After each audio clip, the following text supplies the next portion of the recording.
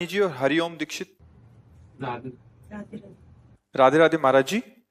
महाराज जी, क्या गायत्री मंत्र को नाम जप की तरह किया जा सकता है? नहीं, ऐसा बात जो भ्रष्टाचार छा रहा है ना बुद्धि में, यही सब कारण है।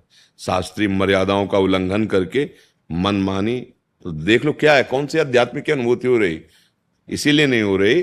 तस्मात् शास्त्रम प्रमाणम ते कार्य कार्यो व्यवस्थितौ, उसके अनुसार चलना चाहिए जैसा शास्त्र आज्ञा कर रहा है। मनमानी, मंत्रों का उच्चारण ऐसे कीर्तन थोड़ी होता है, मंत्रों का कीर्तन नाम का होता है, नाम का कीर्तन होता है। जैसे पंचाक्षरी मंत्र है, द्वादशाक्षर मंत्र है, गायत्री मंत्र है, आचार्य परंपरा के मंत्र हैं, ये सब गुरु पद्धति के अनुसार लिए जाते हैं और पवित्रता का निर्वाह करते हुए इनका जप होता है। और उपांशु और मानसिक दो ही प्रकार से जप होता है मंत्रों का। नाम का वाचिक भी, उपांशु भी और मानसिक भी किया जा सकता है, नाम का कीर्तन भी किया जा सकता है, पर मंत्रों का नहीं। आज जो ये नहीं गान करते हैं बहुत ही ठीक नहीं है, यही सब अमंगलकारी है। जरा सी मंत्र में त्रुटि हो जाए तो फल का स्वरूप बदल जाता है।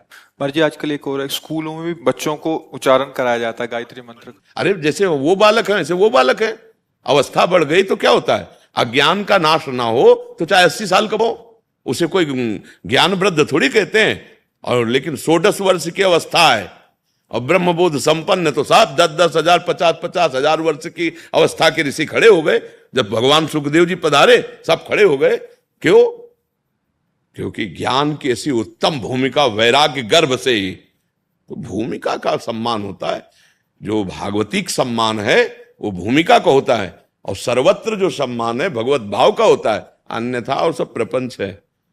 शास्त्रों के वाक्य ऐसे होते हैं, महापुरुषों के मुख से निकले तो तुम्हारे हृदय में जबरदस्ती जाके काम करेंगे, जैसे जादू कर दिया जाए, जबरदस्ती परिवर्तन होगा। यदि हमारे आचरण ठीक है, हम शास्त्र के अनुसार साधना किए हैं और वो वस्तु हमारे अंदर है, तो जब हम बोलेंगे तो तुम्हारे हृदय के अज्ञान का पर्दाफाश कर देगा, नाश कर देगा तुम्हारे तम का।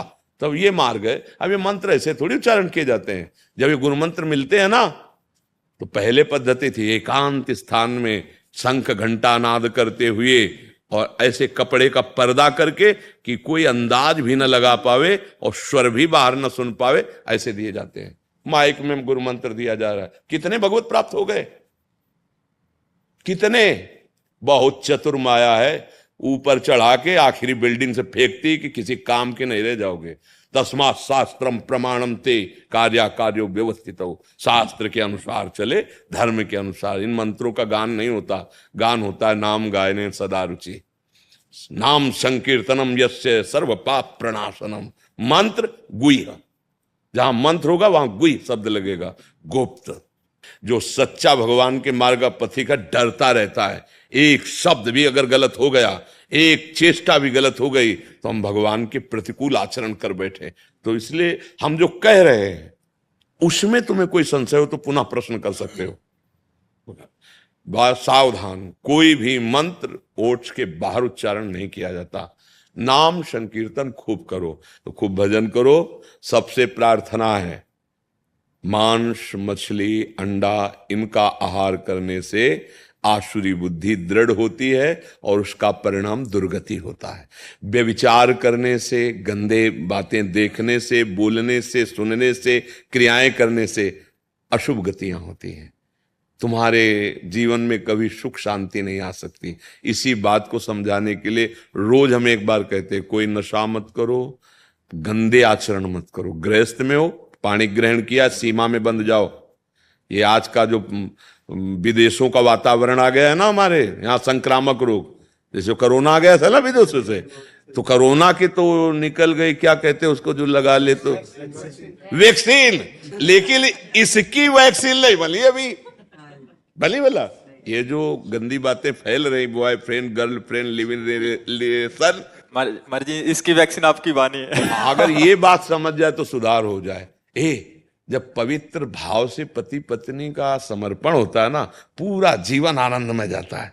छोटी मोटी बातें आपस में सह ली जाती हैं। और जब अपवित्र जीवन पहले ही हो गया है तो ना धैर्य रहता है, ना सहनशीलता रहती है, और ना गृहस्थी का सुख प्राप्त हो पाता है। जीवन नरक में हो जाता है। और जब कर्म बिगड़ गए पहले से ही, धर्म विरुद्ध आचरण, अब उनका परिणाम आएगा। तब वो प्रश्न होता है कि ऐसा भगवान ने क्यों किया। अरे भगवान सर्वज्ञ, तुम्हारी अंदर की बात देख रहे, जहां कोई नहीं था वहां तुम्हारे भगवान देख रहे थे।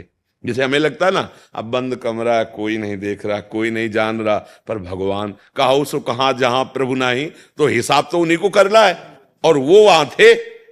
तुम जानते हो हमारे कर्म को कोई देखा